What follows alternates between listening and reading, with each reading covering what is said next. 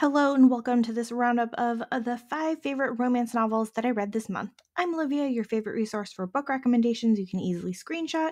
You're watching Random Olive Reads. First up is Make the Season Bright by Ashley Herring Blake. This is a standalone contemporary romance. This one is a super angsty. It is a second chance romance that involves one person having left the other person at the altar. And we get a flashback to the heartbreaking wedding day. Charlotte believes her Decembers are cursed between her absentee mother and a fiance that left her at the altar during a December wedding.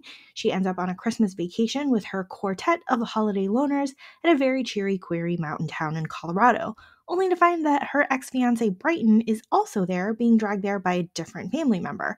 It's totally awkward, and Brighton feels very guilty, and Charlotte wants to pretend they don't even know each other. And the hostess's mom is trying to set everyone up. We get all sorts of small town, small group chaos, along with angst oozing out of every interaction. Love Story by Lindsay Kelk is a standalone contemporary romance. Sophie has secretly been writing a best-selling romance novel and has not told her pretentious family about it. And the smug and charming Jo is somehow involved in the process and knows her secret.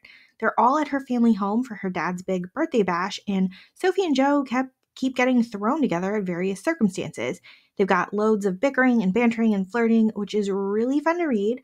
Plus, I loved all the references to the romance genre and its media criticism. Sophie's family was chaotic and hilarious, and just what you would expect in a rom-com situation with a big event that everyone's gathered at. The Beast Takes a Bride by Julianne Long is a historical romance and book 8 of the Palace of Rogues series. Alexandra and Magnus have been estranged the entire 5 years of their marriage, but reconnect when Magnus is back in England and needs to bail Alexandra out of jail.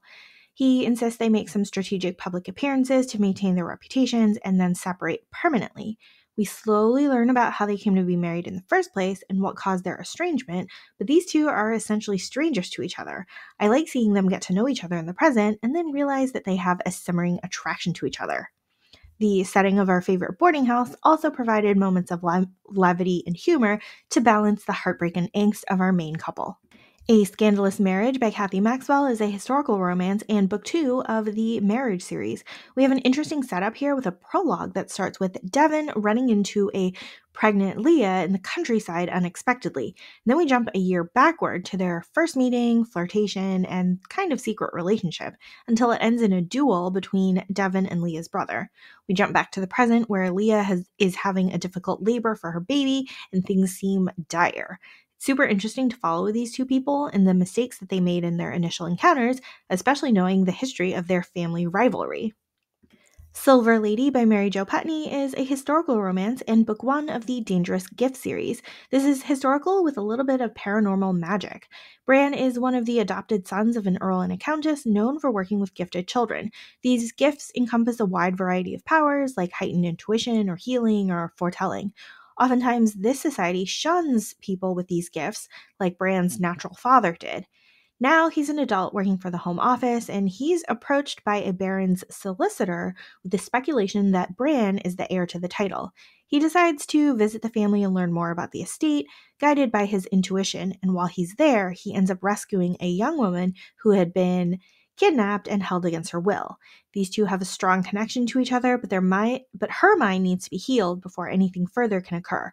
This book was packed with so much action and plot, and I was intrigued by this world of these special gifts and powers. I enjoyed watching Bran and Meryn grow closer together and then work together to thwart a bigger villain. Thank you so much for watching this video. Hopefully you found a book or 5 to add to your TBR. Links to all of these books are in the description box. Like and subscribe to get updates, and you can follow me on Instagram at randomolive.